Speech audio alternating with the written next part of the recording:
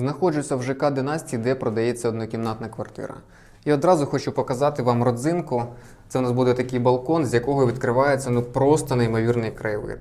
Чудова інфраструктура, до зупинки 2 хвилини і поруч є усі потрібні магазини. Будинок якісної побудови, він побудований у нас з цегли, і це у нас буде ось така кухня. Є електричний котел на індивідуальне опалення, і пройдемо, вам покажу, яке у нас буде планування. Ліворуч буде санвузол, він буде окремий від ванної кімнати. В ванній кімнаті у нас є бойлер на гарячу воду, і в передпокої ліворуч одразу у нас є гардеробна, доволі вмістовна, де ви зможете помістити речі верхнього одягу. Проходимо до кімнати. У нас загальна площа квартири 54,3 квадратних метри.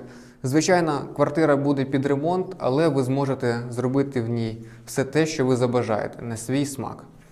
А кому сподобалася дана квартира, я залишу номер в описі під цим відео, де ви зможете зі мною зв'язатися та домовитись на перегляд.